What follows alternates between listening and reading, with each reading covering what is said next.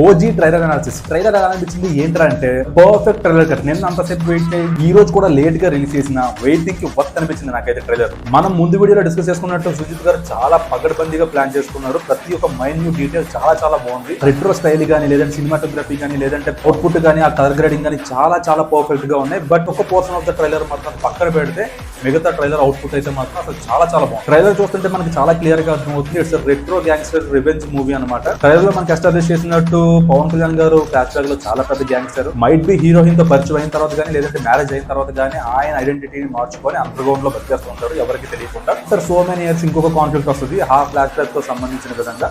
So Pawan Kalyan గారు మళ్ళీ వెనక్కి ఎలా వెళ్తారు లేదంటే అక్కడ ఆ కాన్ఫ్లిక్ట్ ఎలా సాల్వ్ చేస్తారు, ఆ ఫ్లాష్ బ్యాక్ ఏంటి అన్నది మూవీ అనేది క్లియర్ గా అర్థమవుతుంది ట్రైలర్ చూస్తుంటే. మూవీలో సబ్స్టెన్స్ అయితే చాలా బాగుంది, చాలా స్టైలిష్ గా ఉంది. బట్ కంటెంట్ ని ఎలా డెలివరీ చేస్తారన్నది మనం చూడాలి. ట్రైలర్ లో ఒక పోర్షన్ బాలేదన్నావు కదా, అదేంట్రా అంటే లాస్ట్ పవన్ కళ్యాణ్ గారు ఓజీస్ గంభీర్ అని చెప్పి సూగిపోతూ ఉంటారు. కొంచెం డిస్కనెక్టింగ్ గా అనిపించింది. ట్రైలర్ కి కొంచెం సంబంధం లేకుండా కొంచెం అన్రిలేటెడ్ గా ఉంది. Rest of the trailer cut అయితే మాత్రం చాలా చాలా బాగుంది. ఆ రెట్రో స్టైల్ లోని మూవీకి వెళ్ళిపోతుంది. మూవీ చూసేద్దాం, రివ్యూ కూడా ఇచ్చేద్దాం. ఇంతకీ మీరు ట్రైలర్ చూసారా? మీకేమనిపించింది కింద కామెంట్స్ చేయండి. అండ్ అలాగే వెళ్తూ సబ్స్క్రైబ్ చేసుకోవడం అయితే మాత్రం